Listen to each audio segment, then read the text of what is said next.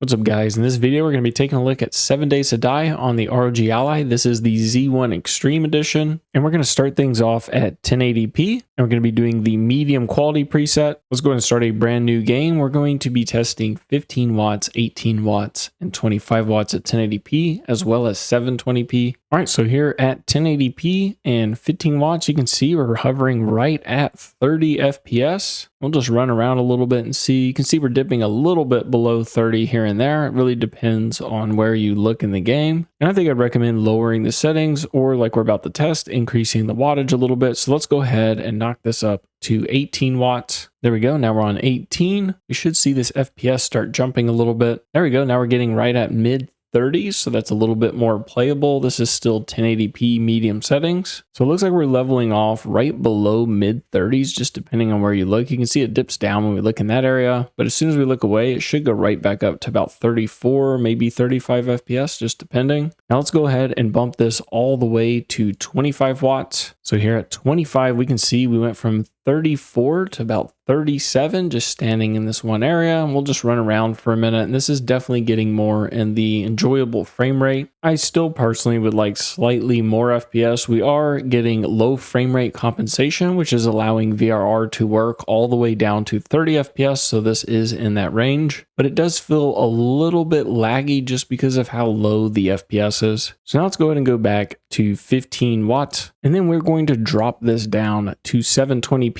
You will see we're down below 30 just a second ago, and then look at that, we're up in the mid 40s, now 50 FPS. So this is very smooth, responsive, definitely a bit more enjoyable. And we are hovering right at the 50 FPS. This is at 15 watts, medium settings, 720p. So now let's go ahead and see what happens whenever we knock this up to 18 watts. And we're at around 51. Now we're all the way up in the mid 60s. So that is doing extremely well for just a few additional watts. And this is probably around what I would leave it on just to get decent battery. 720p still looks pretty good, and getting in that 60 FPS range, which helps when you get guns in this game. Now let's go ahead and boost this all the way up to 25, and we're at about 64, and then look at that, 72, so getting in the 70-ish FPS range, and that's a pretty impressive bump. I've benchmarked a lot of games on the Ally throughout its lifespan, and it seems like they are managing the power a bit better than they did in the past, but this would be a great way to play. Now let's go ahead and just try for fun. We're going to do 1080p and then low settings. So here you can see we knocked it to low, and we're at 1080p. And here you can see the lighting really looks off. It doesn't look nearly as good. I'd personally play on the medium preset, knocking it to 720p, or using 25 watts at 1080p.